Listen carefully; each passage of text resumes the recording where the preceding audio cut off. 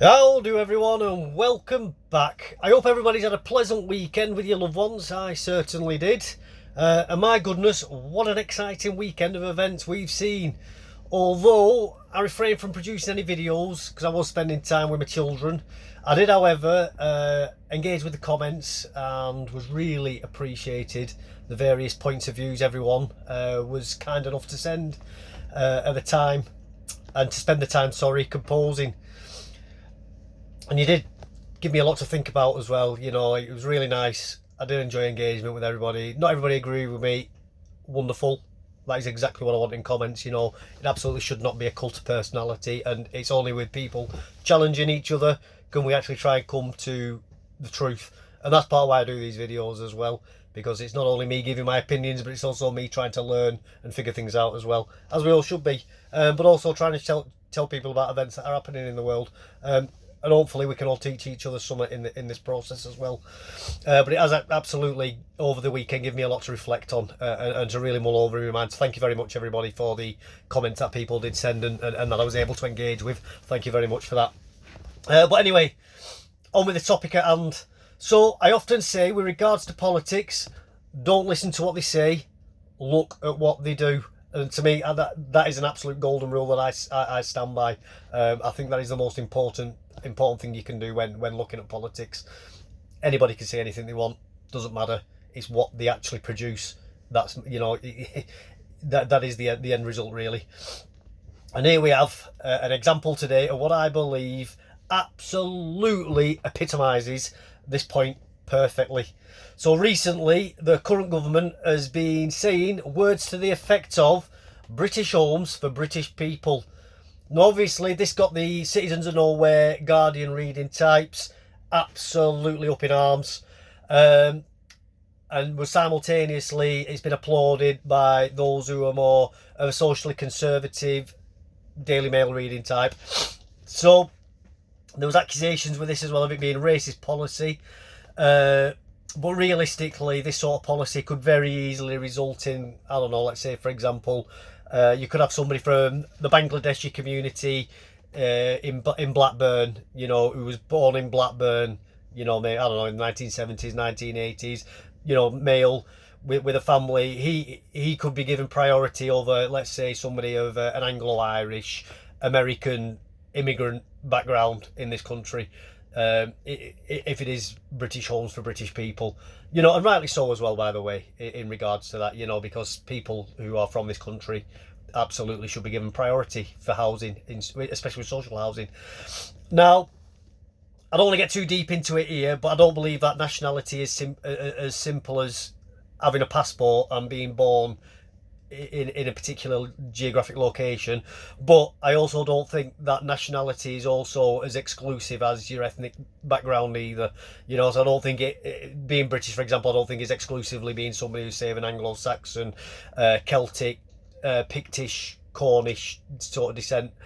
But it's a complicated thing, nationality, really. You know, there's more to it than that, but it's not just as simple as being born in say the United Kingdom either, in my opinion, for being British. I think there's a lot more to it, but that's a whole other topic for a whole other day.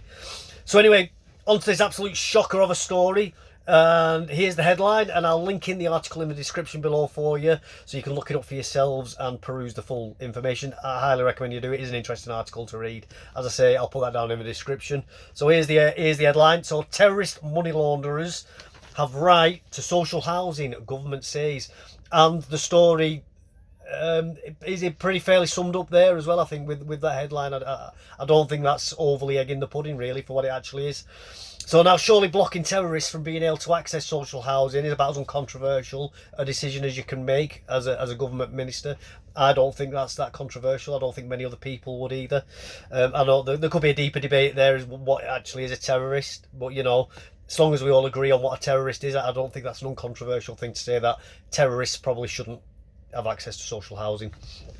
But to be fair, and to also to give balance as well to this particular loophole in the law, it is a very, very narrow definition, and it is for individuals who've got what's called a spent conviction. What that basically means in regards to this scenario with terrorism is it's people who've committed less serious terrorist acts. So, for example, trespassing on nuclear sites, or money laundering or fundraising for terrorist organisations. So they haven't actually been, say, engaging in killing people, or weapons manufacturing, not or aggressively attacking people, whatever. So but they've spent more than 4 years in prison, so that's obviously still a serious amount of time. But after 7 years, I think it's from getting released from prison, so long as you keep your nose clean, that conviction then sort of disappears into the ether and doesn't come up on general search results. Now, if you go back to court again in the future, I think they can do much deeper searches and find it again, or if the security services want to check you out, they can still, these things never truly go away, but it's for your average searches, so for things like, say, applying for social housing. Now, people might say, well, what's the problem with that? Why after so many it's been spent? But I'd say, well, no, I think some crimes are so serious they should never really be classed as spent, and I think a loophole like this absolutely shouldn't be able to be exploited for the purposes of a spent conviction. I'm not saying these people should be barred from getting employment, but I do think that if you're engaging trespassing on a nuclear site, or you're fundraising for terrorism, those are not victimless crimes. And it's easy to understand, obviously, with the fundraising for terrorism, because obviously that money's then going on to help with engaging in terrorist activities. But even with something like trespassing on a nuclear site, that sets a very, very dangerous precedent, where it can encourage people who may not just want to disrupt and cause a bit of a newspaper display, so to speak. You could end up with people with much more nefarious aims than trespassing on a nuclear site and causing some very, very serious damage to the infrastructure and the environment, possibly for a very, very long time, with regards to, say, Chernobyl. So I do think that there does need to be lifelong consequences for them sorts of crimes, absolutely. And I don't think that you should really be eligible for social housing once you've engaged in that kind of behaviour. I just think it's, to a certain degree, that's unforgivable, just because of how dangerous it is. And it's not me necessarily, or society, saying you are no longer forgiven. You are. This should be publicly aware, this should be public knowledge, and people should be made aware, look, if you engage in this behaviour, this is what you're going to do to yourself. This is going to be the long-term consequences of your poor decision making. So think long and hard before you engage in very, very silly activities like that, because it's like with fundraising for terrorism, people that, and I don't want to get into the ideology of why people would do it, but they may not want to actually hurt anybody. But they think, well, I can do this, there's not really anybody going to get hurt, what's the worst? I do kind of support the goals that this group is doing. I don't really like the killing, let's say, or the anger, but I do support the message, without fully appreciating or understanding the consequences of the bad decision making. So by putting these very serious consequences onto that, even that lower level of activity, it would hopefully discourage people from engaging in really, really bad decisions and bad organisations. And not only that, but you can end up getting dragged in even deeper, and getting involved in other things. You can end up getting pulled into like drug dealing and things like that because of it, or weapons smuggling, and your whole life can get ruined just because you made a silly mistake. So by having very serious consequences like this, it'll at least make people think, is it worth it long term? But to be completely honest with you as well, I also think we should be reintroducing because it is personal accountability, that, by the way, what I'm trying to aim at. But I do think that we should put personal accountability as well back into our institutions.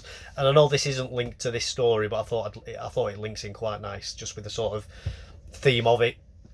And I've said it many times about various professionals who've done things like they've covered up the grooming gang scandal, or also with the post office at the moment, that's happening. We've had a lot of professionals in these kinds of job roles where they seem to think they can just get away with stuff, and there's absolutely no negative incentives, so to speak, to make people engage in doing the right decisions, because they've been really, really concerned about their own careers and the pensions, and there's been no sort of, well, if you do this, you're going to get flogged, or if you do this, you're going to go to prison for a very, very long time.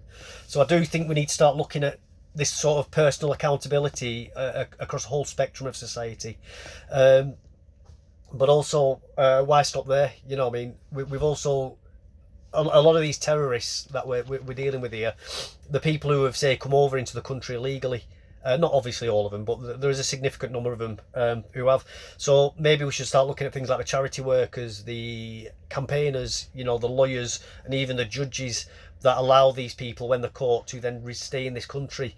Now, if those individuals go on to commit very, very serious crimes, and I'm not saying getting into a fight or getting it, maybe getting into a bit of petty theft or I'm not saying that's desirable behaviour.